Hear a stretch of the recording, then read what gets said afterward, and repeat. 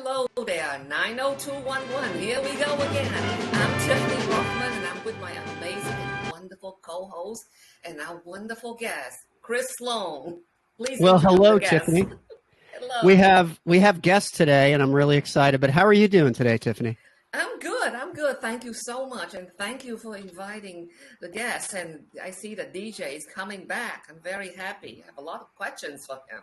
Yeah, I look at DJ now as like, when you watch a horror movie, you just can't stop the killer. He just keeps coming back, for another sequel.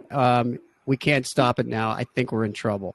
Oh, But okay. Tiffany, are you recovered from your trip now? It's been a couple weeks. How do you feel? Yes. I mean, last week I was a little woozy, but still, I'm fine now. The jet lag is completely gone, and the problem is we had an earthquake. So when you jet lag with an earthquake, it's like double whammy. You mean you could feel an earthquake on a plane? No, earthquake. When I got back here, we had an earthquake in Los Angeles. I didn't even feel it, but I think I was on the toilet at the time, and you know how things rumble. So I thought it was something else, but it wasn't. So I've been through earthquakes too. Was it a big one, Tiffany? Big one? No. It's no. What Like did it feel like? Seconds. But I was tired. I was jet lag. When you jet lag, you don't want to go somebody to go like this. That's how I was on the toilet.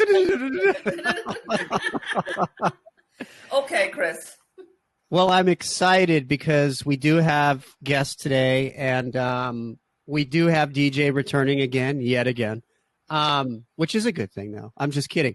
But we have a really special guest, and I'm really excited because I spoke to Don the other day about this guest, and he gave me some background on his artistic work, and I was really excited. And we have to the show Filtered90211. I'm really excited to bring Jeremiah Jones to our show. Jeremiah is an artist and creator of Cosmic Nights. This is a series, 1 of 5 parts. Part 1 was just released this year. We're really excited to hear about that, Jeremiah. And he is also owner of Knockout Studios. So, Jeremiah, welcome to Filtered 90211. How are you today? I'm good. I'm good. Thank you for asking. And thank you for having me on today. Well, we're really excited, and I want to, hear more about Cosmic Nights. I want to hear about the series, the idea behind it, how it evolved. We all know that on an artistic sense, things don't happen overnight. It takes a long time sometimes to get things going. And then I want to hear a little bit more about Knockout Studios, and then we'll actually leave a few minutes for performance coach Don. Sometimes he's whining Don. I don't know who he is yet today. We're giving him different names, but he's been a performance coach and a mentor to many. So we'll have Don speak some grace. But why don't we get right into it with Jeremiah? Jeremiah, you are in Kingston, Pennsylvania as we speak. Is that correct? That is correct. Can you tell us a little bit about Kingston, Pennsylvania? Well, Kingston is a small town. Not a lot going on around the town, but not a lot of traffic. Unlike Los Angeles, the traffic is rather normal, I would say, stress-free. I live in an area where a lot of people know who I am already. So I can walk into a convenience and be like, yo, hey, how are you? It's almost like being on an episode of Cheers. I was just going to bring that up. You're reading my mind. I'm like, so basically you're living the life of Cheers. Wherever you go, they go, no, instead of Norm, it's Jeremiah. Yo. Oh, that's right. That's right. But you got to love it. That's right. So, yeah, I mean, I enjoy my small town. I live rather close to DJ himself. I don't know if that's a good thing. Oh, neighbor. So you guys go out and get smashed a lot? Taco Bell. We don't do much. Yeah. We don't do much of the smashing. What do you do? We talk about various things that are going on in our lives, our mental health, and our the universe and all the things within the universe, and just things that most people just don't want to talk about. We talk about more than just the weather. We Well, actually. What? Go on. I'm sorry. I didn't mean to. Oh, no. Don and Well, I have been friends for decades. so, I used to be a school psychologist. I have a doctorate in counseling psychology. So Oh, mental wow. health, that's very important. How is DJ mental health nowadays? Oh, well, very, very good today. I'm right in the perfect part of my manic phase. And just wanted to say one thing about Jeremiah. He's a multifaceted guy. When he walks down the street, they beep the horns. He's the original. Anyway, yeah, I'm doing well, Tiffany, and I think Jeremiah's doing well too. That's good. That's good to know. We wouldn't want it any other way. So, Jeremiah, tell us a little bit more about Cosmic Nights. How did you come about the concept for the story and the series? Well, picture it. 1993, November. I was 14 years old at that time period. I'm 44 now. And I watched an episode of this show called The Power Rangers, and I'm like, I could do better. And that's where the inspiration started. And then as I continued to refine these characters, refine the storyline, and then I eventually got to a point where I realized that the story that I was telling really was a story about myself and my loved ones and my own battles with mental illness. I have bipolar type 1. I've had that for about 14 years or so now, since 2009. Okay, And, so at least you identified that. You know what they say, problem identifies, problem half solved. And I'm definitely. It's not what you have. I view it more like having special powers, superpowers. I've embraced it, and I've made a lifestyle out of it. And it reflects within my writing, within the expression of who I am on a daily basis. Absolutely. I do not live in a state of defeat. I've already won. When Jeremiah and I were working together in 2009, and Jeremiah was an employee of mine, we were working together, and you were in your late 20s, right? Yeah, yes, around that time frame, which is, Tiffany, you probably know, is a very common time for men to start experiencing things like anxiety and depression. It just kind of seems to hit. It hit me as well at around 29, 30 years old with the birth of my first son is when my trouble started. And Jeremiah's trouble started around the same time. And we've been stuck with each other ever since. And Jeremiah had a pretty rough ride there in the beginning, but tell us what it was like, Jeremiah, for the first couple of years. First couple of years, I felt a lot of shame. I felt ashamed felt like there was something wrong with me, and I kept having manic episodes, back-to-back episodes, lots of hospitalizations, medication treatments that just were not working out for me. Eventually, there came a point where I decided, this is not how I want my life to be. And so I started to make the efforts to start towards actual recovery. And I also realized that in order to do so, I had to stop lying to myself, and I had to stop lying to others. And so I took a vow back in 2013 that I wasn't going to lie anymore. And I've done a pretty good job of keeping up on that. It's not a perfect thing, but I feel that they say the truth sets you free. Mm-hmm. And so I do my best to speak the truth to those who I encounter. Jeremiah, let me ask you a question about your artwork. Jeremiah is a graphic artist, and he draws the comic book himself on a computer, of course, creates the characters, and If you go back and look at your work over the span of the last 10 or 15 years, can you see differences in your drawings and the way you create your characters on the page? Tell me how that's evolved, and if you could see the different phases in your recovery through your art. When I had my very first manic episode, it felt like my artistic ability went from crawling to running. If I could describe the style as to how my ability just went through the roof.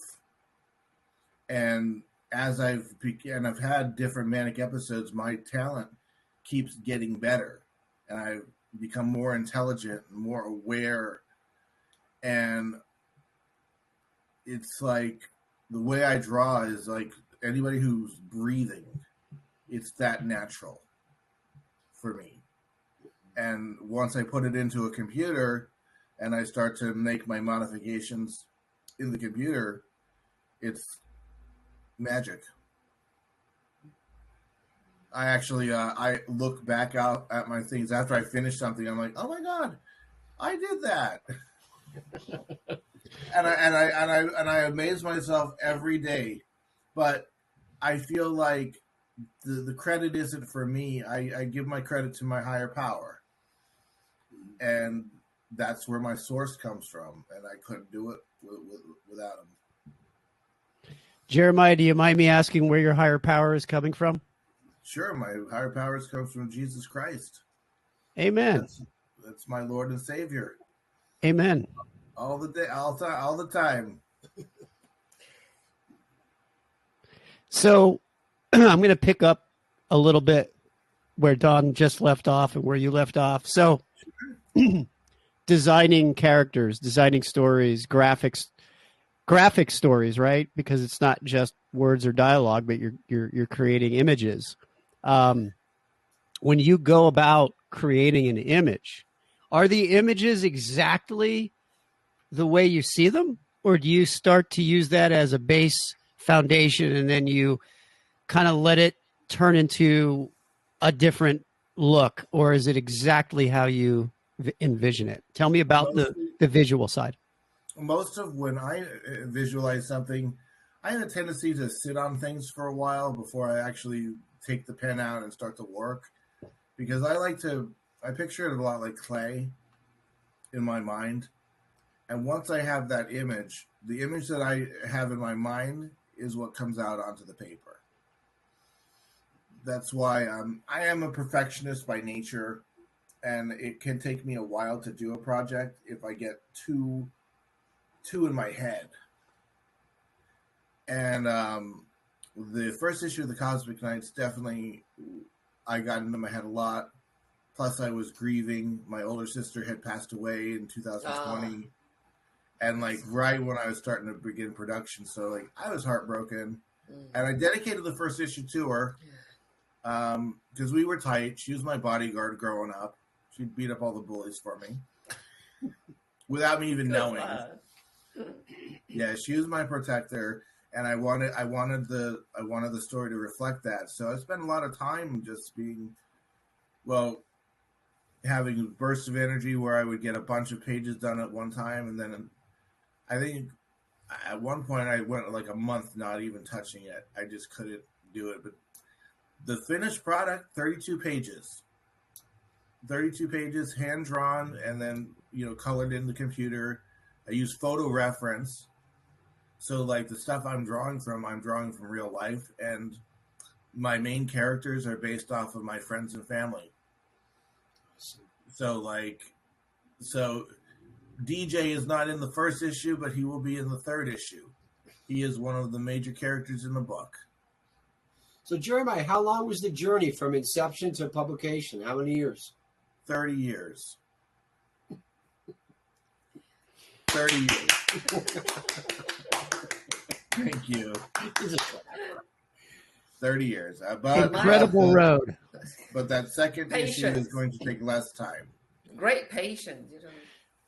So, Jeremiah, tell us about this this first in a series of 5. What's the story? What's the plot? Well, the first the story opens with well, it's about a character named Dominic Alimo, and he has amnesia, and he keeps having these dreams of this past life that he's not sure if he was this person or if he is this person, and so there's a lot of exposition going on about him like being depressed over it.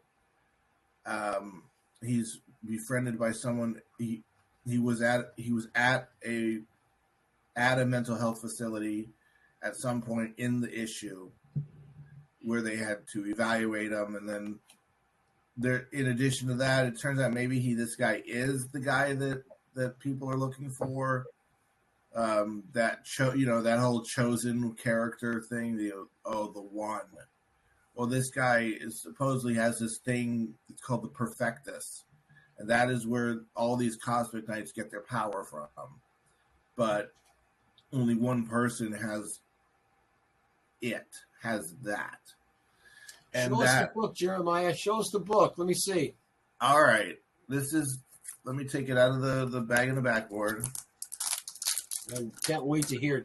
Drum roll, please. Can't wait to hear Tiffany's thoughts on all this too.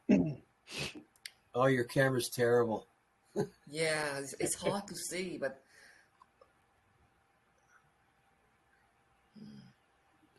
So it looks like I see a main character right in the middle there. Yeah. Like a superhero or something. Yeah, they wear armor. The armor that they wear is sentient. So each armor has a mind of its own. Oh wow! It's like, who are your influences on your artwork, Jeremiah? I know you said Power Rangers from way back. What else? What other characters do you draw? Power Rangers, Voltron, several video games from like the Final Fantasy series. There's another show called The Guyver, which I got a lot of the armor idea, like the sentience from, and Marvel and DC Comics. So how would that armor hold up against Iron Man's armor? Well, Iron Man sadly would not stand a chance because the armor exists on a different type of level. The Perfectus, which is the armor in the middle, has the ability to rewrite reality as it sees fit. That's scary. But the cost to that is that person loses their memory every time that they rewrite, so they don't remember actually doing it. I see. Wow. So it's like one life after another, like we supposedly do have like 1 million lives. Who knows? We are humans in that lives, all of it or not. We don't know. So I hope I was special in a previous life. I really do. You are special now. I hope I was special at one point. You are special now, Chris. Right, you are special now. You're a very special person.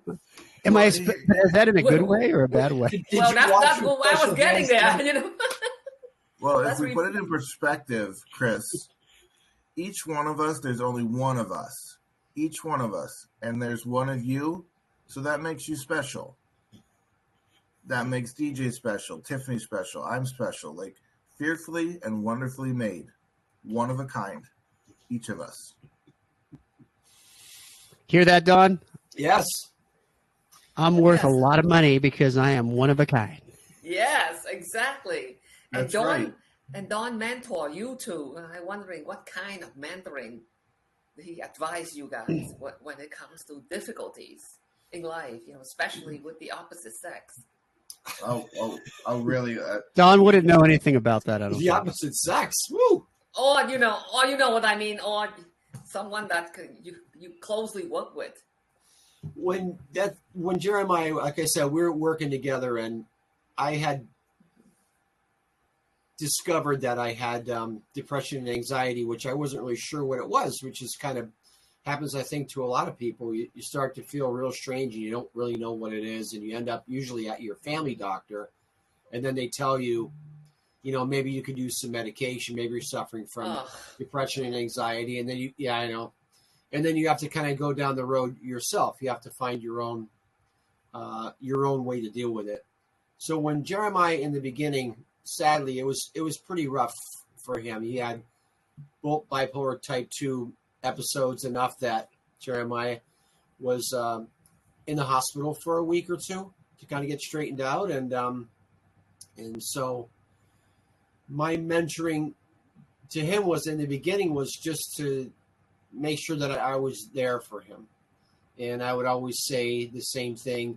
No matter what happens, I'm still here and I'm still going to be your friend no matter what happens. And that's what a lot of people want to hear when they're in rough shape mentally. And Jeremiah and I have both speak very openly about mental illness. I see it no different than having a broken arm. That's right. That's right. You have a broken arm, you go to the hospital and you get it fixed. There's a problem with it, you go and you fix it. And as you know, it's aggravating. It's very aggravating having, twisted ankle or broken arms. Very aggravating. And in the U.S., I think it's getting better, but there's still a stigma that's attached to mental health issues. Although I think it is getting a lot better. Yeah. And unfortunately, I see a lot more of it lately. Than ever before. Tiffany, was it? You were in the school system in New York as a doctorate level psychologist? Well, it doesn't matter, master or doctor. I use my master degree more because the doctorate is in counseling psych, not school psych. So right. It doesn't matter. And what was it like? Did you have students like Jeremiah or?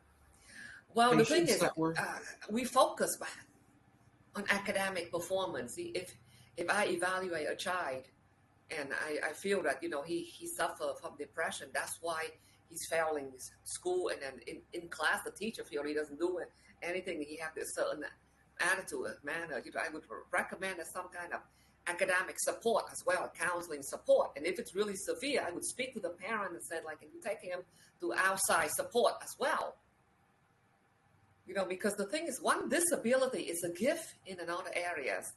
We all know that. You could say the person is crazy, but sometimes when they're crazy, they're very gifted in many things. Jeremiah is a perfect example of that. He mentioned that you used your mental illness to propel you forward in your artwork. That's awesome. Yes, I did. Right. At least he diagnosed it. To me, that's, people living with condition once they diagnose it. When somebody claim it, when somebody refuses to admit that they have anything affect them, that's when they're really crazy. Like they do things and behave, they do outrageous things, and they do things that's completely out of this world with no consideration for other people. And it's not like they're successful more than anyone else's, far from it. But sometimes those who realize that they have some kind of a condition within them, they use it toward their job, their career, and they can be highly successful. I agree. I lived with the anxiety for a while, and I'll tell you a little story about that maybe some people can relate to.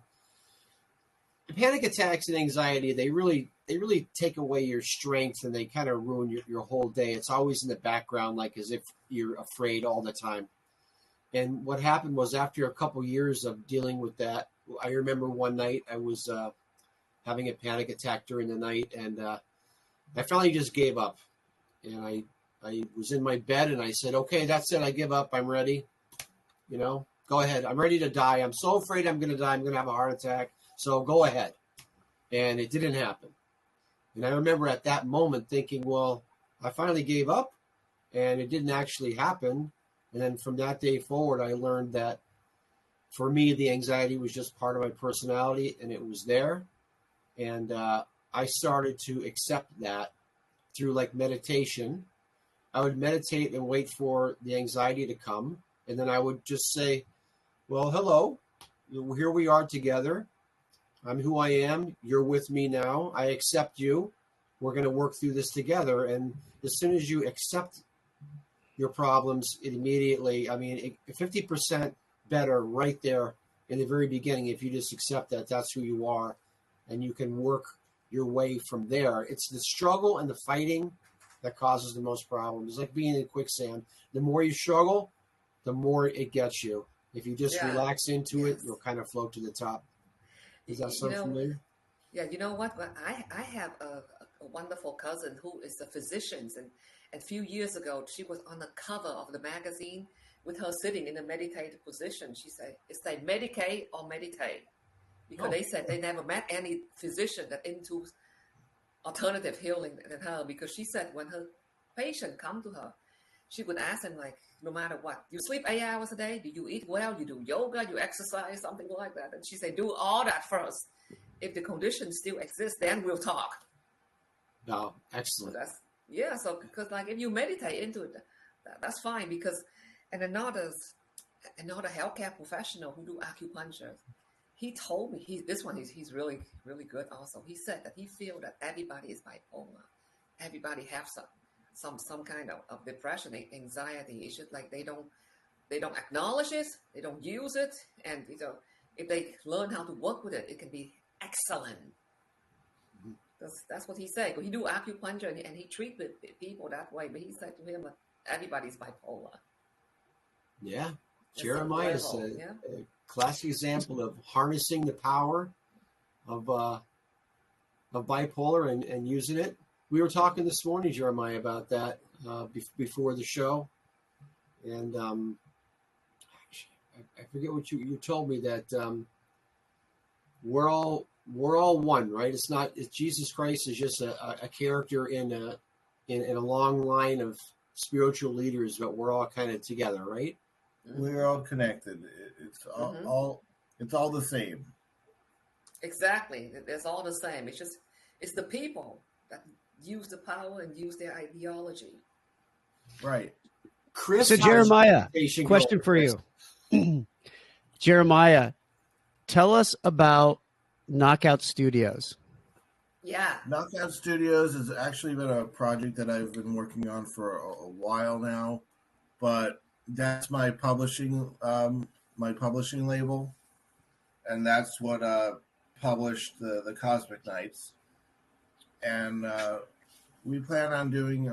We have a long-term plan of doing more things as far as releasing more content for the Knights, and for to maybe down the road invest in some other creatives that have similar visions and mentor them to fulfilling their dreams. So not only will you be producing your own content through Knockout Studios, but you'll be taking on other content as well. Eventually, yes. Have you thought about the next greatest hero? And if you have since we've talked on Friday, have you thought about me maybe being a part of that? Is there any way you could use me in your future for stories? Or me? What do you mean? I'm already. I take the silence, Tiffany, as he's not taking us. No. I don't usually get direct questions like that. What, like you? Well, I'm asking you directly. Do I have what it takes to be that next hero? What about me? Do I have what it takes to be the spiritual superhero? The next one. I say definitely, Tiffany, definitely, for sure. Absolutely. And there's the thing is, we are all like, when I write my books, because I write these things too, not just draw them. I'm the writer. I am the producer. I get the final say in what goes in and what doesn't.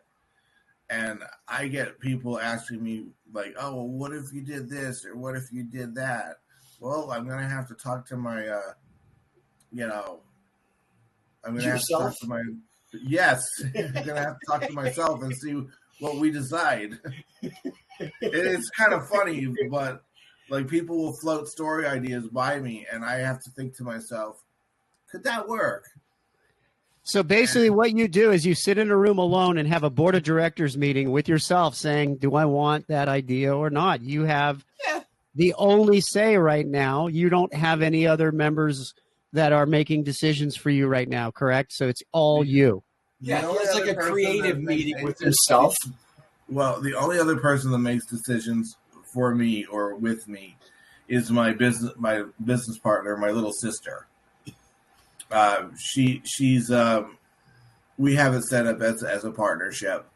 So, like, she handles the financial end of things, and I handle the creative end of things.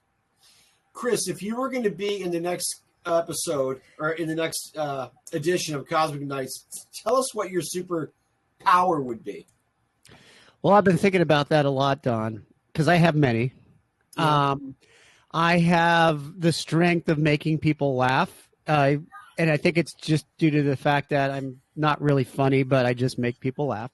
But what that skill does is it takes them by surprise because they're not expecting anything really from me. So I use that skill set of them just kind of laughing at me as a kind of a cloak and dagger, if you will. And it's like smoke and mirrors. And then I can really get them.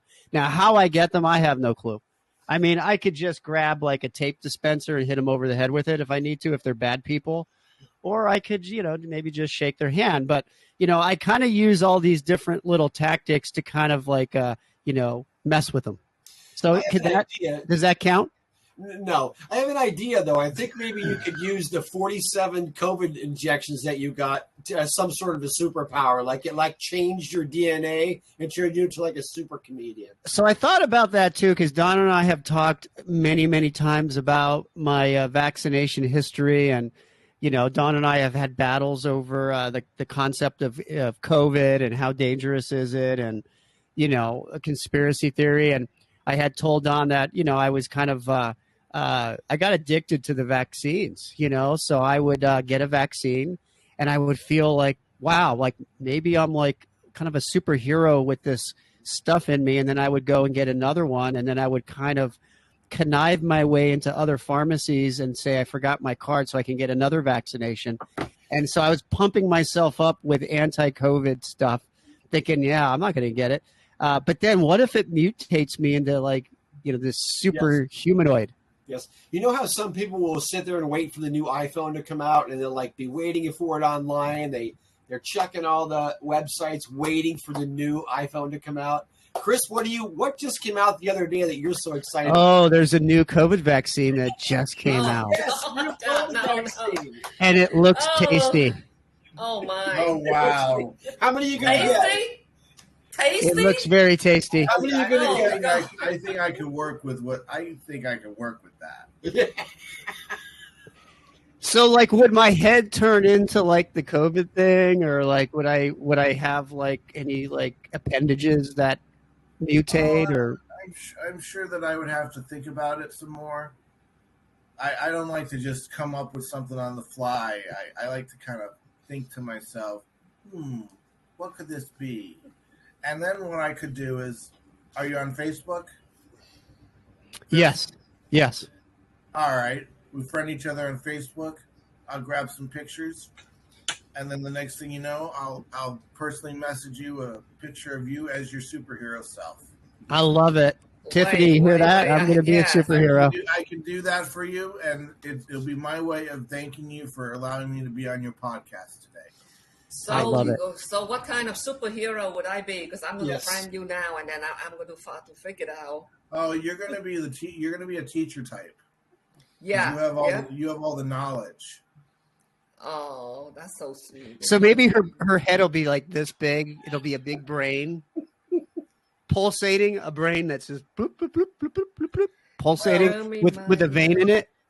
I think I see her more like a beautiful floating through the air, like in a meditative state, giving spiritual guidance to everybody. You know what? I am an Isadora Duncan dancer, and it's very flowy. I can picture With the that scarf too. and everything, yeah. So maybe she has a body like her torso, and her legs is like a cloud, a carpet, like a carpet cloud, like a right on a carpet kind of thing, where she floats through the air. Floats right into a burlesque club. Yes, even better. Even better, yeah. Yes, you can make a lot of money there. Jeremy, my John, which one are you? Are you the one with the train? I am the. You're the one with the train? Well, I spell it differently on the screen. I have. And by the way, while Tiffany is searching out Jeremiah on Facebook, I just wanted to mention Celsius. Very, very refreshing drink. Oh no! Has caffeine and energy, and it's It's an energy booster, and this is sparkling orange. What's your favorite flavor of Celsius energy drink, Chris? It's Jeremiah Jones. I like the peach and the orange. I've never tried them. I'm going to have to try them. I highly recommend it when you're going into a writing or creative session and you drink a can of Celsius. You will immediately have phenomenal ideas. You'll have motivation, and you'll be able to put it into play immediately. Celsius stands for take action, and you'll take action. That's great. Does it make you jittery? That. Oh, absolutely. If I drink too much of it, I start to get the jitters. Yeah, but don't drink too much of it. All right, you guys ready? So, Jeremy, how you spell your name again on Facebook? Jeremiah. Just like this? Yeah, just like on the screen. Jeremiy. So that's what I'm Jere. That's there's what I have. There's two profiles that'll pop up. No, I only see one with this It's picture. got my face on it. Oh no, this is not your face. Maybe you should put in Kingston, Pennsylvania to kind of narrow it down, or knockout. Yeah, I'm the only Jeremiah Jones that spells it with a Y on the planet. Oh, yeah, that's it. That's it. That's the So, only... Don, I was going to bring this up while Tiffany is searching for Jeremiah. I was going to bring up this comic book that I purchased from Don years ago. I put it up near my tree every holiday. I have a copy of this. Don, you want to tell us about this? Oh, I remember that book. This is Jeremiah Jones. Is this you, your family? I don't know who that is, Tiffany. That looks like the government family there. Creepy pictures where the whole family wears the same clothes. That's family in black. You know what? It could be. It could be anything. Costume party. And what about this? Is it you, Jeremy? Jeremiah, is this you right here? That's not me either. Oh, I was going to say you need the mouth bit with that mask. Okay, so you know what? There's only. You know what, Tiffany? Here's what my profile looks like.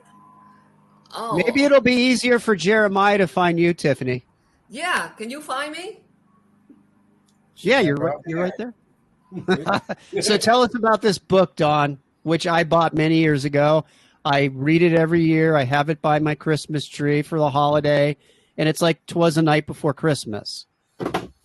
So this is fantastic book that was completely illustrated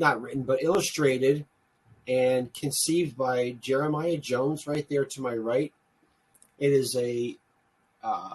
called, obviously, The Night Before Christmas, A Visit from St. Nicholas.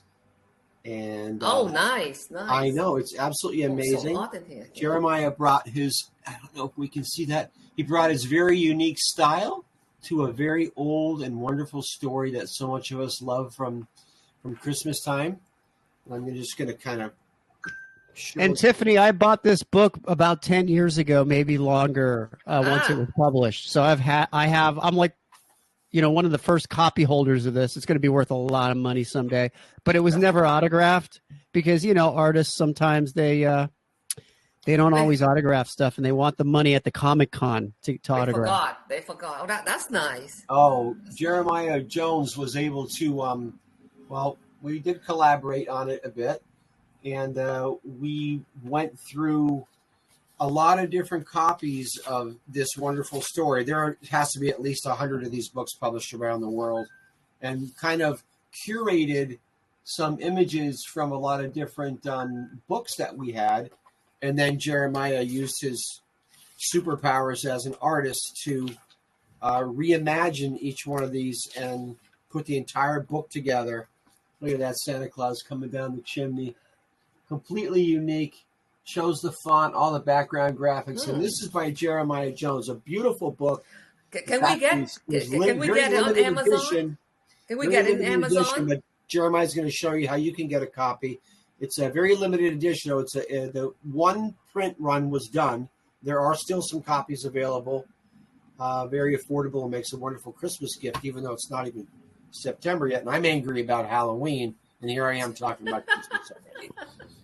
Yeah, so Jeremiah, can you like text me on Facebook and let me know where I can get your book so I can get them for my like nieces and nephew. Sure. Well, right now the website, I had to suspend the website, so I have to revamp it. But okay. That's me. So why we at this point now, Jeremiah, thank you for friending me. I just accepted your friend invite on Facebook, and Tiffany and Jeremiah are going to team up on Facebook as well, and we're going to see what our superhero look looks like. For some reason, I can't friend him. I can, I can only follow him. I can't friend him. Well, he's very famous, and not everybody could be his friend right now, Tiffany. You have to go through the vetting process first. First, it goes into a certain area, Tiffany, and then you'll be evaluated over. Yes, and we'll let you know. And if Jeremiah lets you become his friend, well, then you'll find out. Eventually, you'll get a message. So, we're going to be getting ready to wrap this show up. Phenomenal conversation. I love it. But I want to throw something out at everybody. We talked about dealing with stress, anxiety, depression. And I think, there's moments in our life when we are presented with something and we choose how we're going to act. So we're talking about a lot of different scenarios in Don's life and Jeremiah's life. I don't think you want to hear anything about my life. No, thanks. So right now, I don't know if you're aware, but there are 2 astronauts on the International Space Station currently stranded on the space station. Oh, dear. They have no way of getting back. How come? And they're having to wait now for SpaceX Starlink to perhaps eventually, I think I heard February maybe, send something to them to perhaps get them back, but they are stranded. The ship that they have is not working. They cannot get back. Talk about stress and anxiety. You're in space. They're about 237 miles in orbit above the Earth, traveling at about, 1,700 miles an hour, but they can't leave. They have no way of getting back to Earth right now. So NASA is working on this. This is a real thing happening. It's like something out of the movie Martian, right? How would you react? Let's talk about this for a few minutes. Like, talk about stress, anxiety, fear, second guessing yourself. Like, what would you do? That's a very, very difficult thing. I guess all you can do is sit there and try to meditate and stay calm, and you all have to be calm, because if one of them start having a breakdown and start screaming and yelling, the other one going to be affected. If they have to stay calm and meditate, that's all they do. What do you think, Don? What would you do? You know my personality, Chris. I'd probably claw my way out of there and jump out into space and try to fly back on my own. I could never handle that. First of all, I'm not smart enough to get there in the first place. If that was me stuck up there until February with somebody else, yeah. Well, you'd be a stowaway, Don. You wouldn't have been there by design. You would have snuck your way in there, I think. Yeah. Jeremiah, what would you do? What's the first thing you would do? If I had the knowledge, I would try to figure out how to make the ship work again to get myself and the other person back home. So you'd start working on the ship. Don would just be clawing his way out. Could I tell everybody what my first thought would be? And I'm not kidding, because when I heard the story and I was concerned, the first thing that popped into my head was toilet paper. Do I have enough toilet paper to survive until I can get off the ship, the space station? Everything. I don't know why, but that was the first thing. And then food. So the first thing is, do I have enough toilet paper? Number one. Number two, what about my food? Now, food and toilet paper go hand in hand, because you can't. It takes 2 to tango. So if you have food, you got to have toilet paper, right? Very practical, Chris. Right. And I'm not trying to make light of the story, because it's serious, but that's what popped into my head. That's my survival skills. I go right to the root of what I need to do. Very smart. That's very smart and very practical. Well, thank you. Thank you. I'm proud of you. Well, I am special, and Jeremiah said it, so. That make him amazing. Yeah, Chris is a very amazing person. Well, Tiffany, you didn't get your turn. What would you do if you were stuck on the space station and couldn't get home? Oh my God! Like I say, I will have to try to meditate and calm myself down because I'm very hyper. That's a lot of meditating. I think Yes. in all reality, though, the stress of it is they're trained to understand that. And NASA had a press conference that even in the safest moments, space travel is very dangerous. Mhm. So I'm sure they all know when they go on a mission that they may not come back. Yeah. But still, I would say that they're very trained people, very intelligent. Probably they're not going to be the most emotional people. That's why they're doing what they do. But I would still think there'd have to be an element of stress and anxiety of maybe their families, like, Yeah. hey, I'm not worried about me, but I'm worried about my family, right? Yeah. So I don't know what they're doing.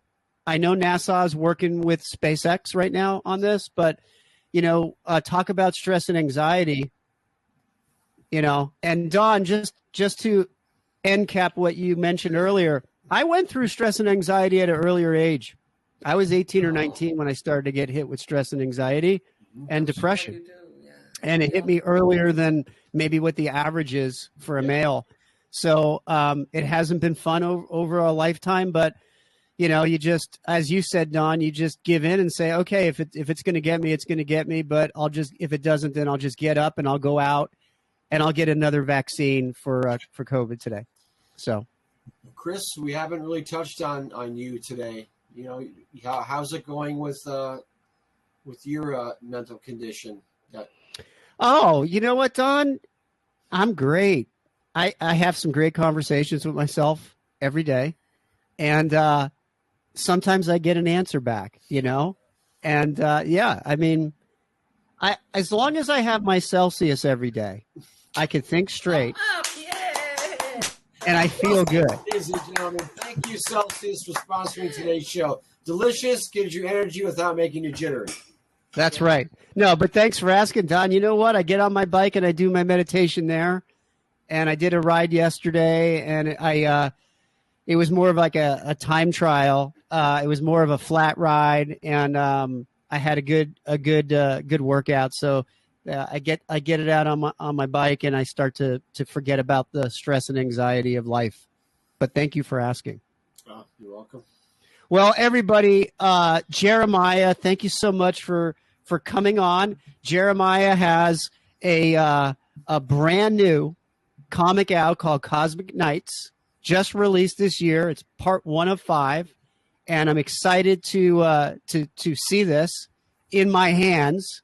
And Don can tell you how to get it to me. And I'm excited about Knockout Studios, and we'll have to have you on when you have part 2 of the series released.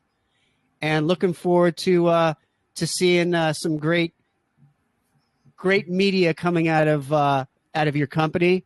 Thank you for joining and really sharing, some private, intimate stuff about your life. And Dawn, performance coach Dawn, Whining Dawn in Old Forge, Pennsylvania. Thank you for joining. And Tiffany, as always, out of North Hollywood. Well, let's end it with Jeremiah. Tell us how we can get the book. Where do we got to go to get that book? Yeah, we want a copy right now. What do you do? How do you get it? Send me the link. Yep. Well, once I have the site upgraded, you will be able to go to thecosmicnights.com. Thecosmicnights.com. Okay. Beautiful. Oh, Jeremiah, I'm able to friend you. It's like, see, so it's like cancel. So you can friend me back now.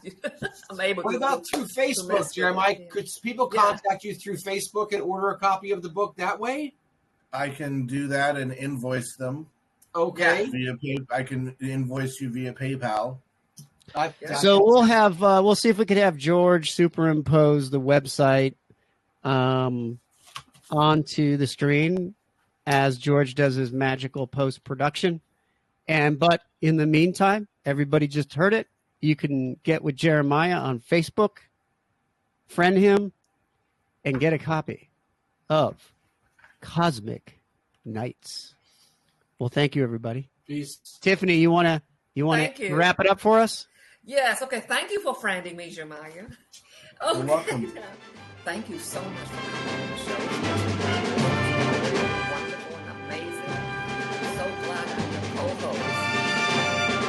I am so glad you're my co-host too, Tiffany.